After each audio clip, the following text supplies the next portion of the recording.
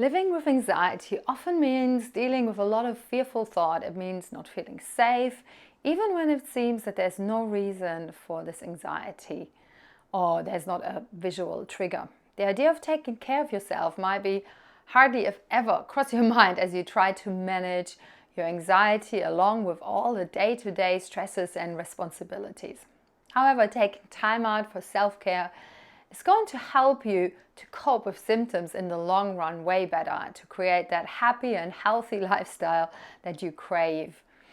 In this video, I'll show you 7 simple ways to take care of yourself better. My name is Suzanne McAllister. I'm a licensed therapist and coach, and I help ambitious women to get the life and business of their dreams, to stop overthinking and anxious thinking, to figure out what's holding them back, and then to resolve these blocks with my Unstoppable coaching program so that they can charge ahead and do the stuff that actually needs doing without the distractions, but with joy and ease. And then spend time doing the things that they love, like singing, dancing, and walking the dog for an hour on the beach, going on holidays, or spending time with your loved ones.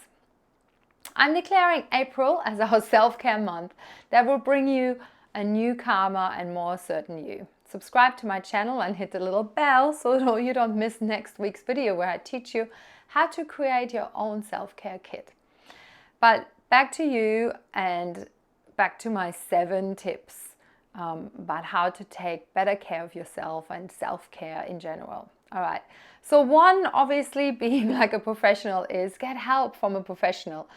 I just read research from Lund University that states that mindfulness has an equally positive effect. So has CBT for the treatment of a wide range of symptoms in patients with depression, anxiety, and stress-related disorders.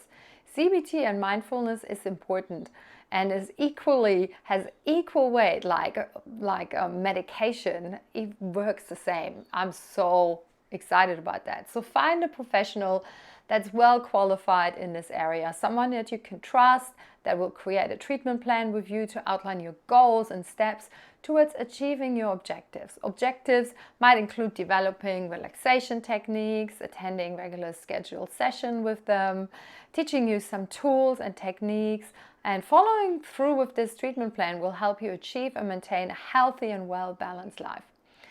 Through treatment over time, you may begin to feel that you have your anxiety symptoms under control. Your new sense of security may influence you to relax a little about your self-care.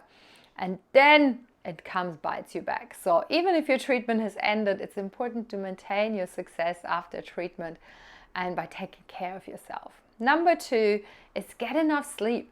So many of us, especially women suffering with anxiety, struggle to fall and stay asleep throughout the night. Worrisome thoughts and fears can be keeping you from getting that rest. However, lack of quality sleep can trigger anxiety attacks and panic attacks. To get enough rest, try and get consistent sleep, follow proper sleep hygiene. If you find it difficult to get enough sleep, talk to me as well.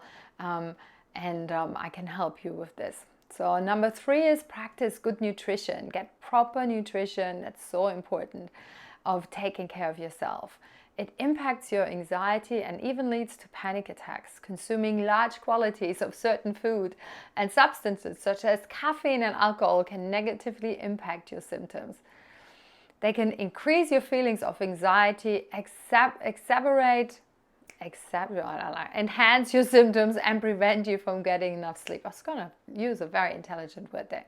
So make proper nutrition a priority of your self-care plan and cut out the junk when you can. Number 4 is participate in physical exercise, even shaking it out. So somatic exercise. Research has shown that regular physical exercise reduces tension, reduces stress, even boosts your self-esteem and reduces the symptoms of panic disorders. I love Nia dance, you know that, and yoga and running about and doing like anything like a crazy puppy with my dog Angel, who's like sitting here with me today.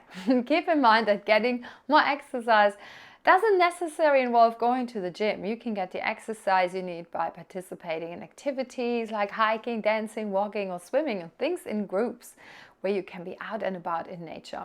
Number 5 is pay attention to your triggers. So I spoke about that. In order to successfully cope with your anxiety, you'll need to know your triggers. Sometimes these triggers are deep down in your subconscious, which is the reason why you need professional help if the anxiety doesn't go away, because you can't reach there. Your triggers might be people, places, situation that seems to aggravate your anxiety.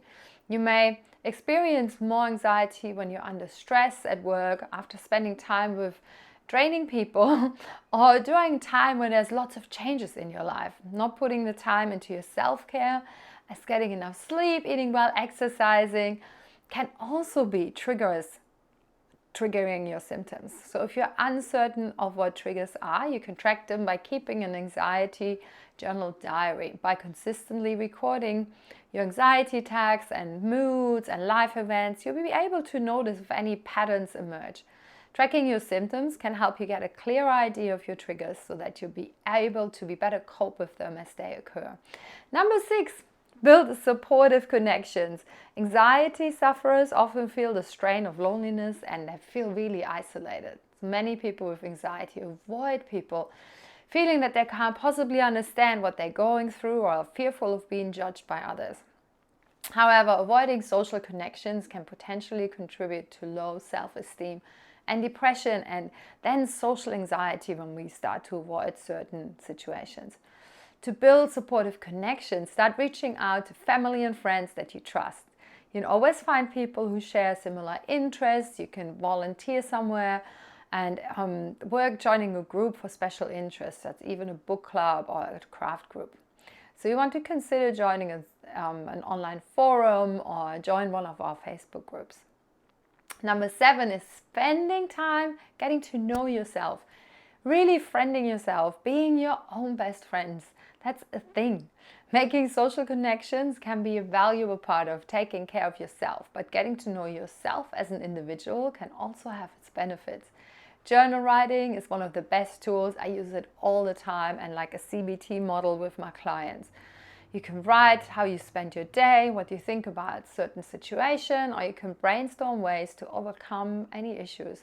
Knowing yourself will clue you into your personal values, your beliefs, and your strengths and weaknesses. So putting the time aside to get to know yourself can enhance your feeling of self-worth and help you on your journey of life. Anxiety is not forever. And there's so many other parts of you. Anxiety is only a little part. Anxious thoughts are this little part of you. And I hope this helped. I put a link to my free 5-part video series for you to dive a little deeper and feel better instantly. I hope you have a good week. Don't forget to subscribe to my channel and hit the little bell. Also, if you've got any questions about anxiety, if you'd like me to talk about anything in particular, please comment below. I'll be very happy to make any videos on that in the coming weeks. So let me know what you need and let me know what do you do for your self-care. So subscribe to the channel, and if you like to dive deeper, go on the link where you get my free 5-part video series that will help you to start beating your anxiety today. Thank you so much, and I'll see you next week, if not before.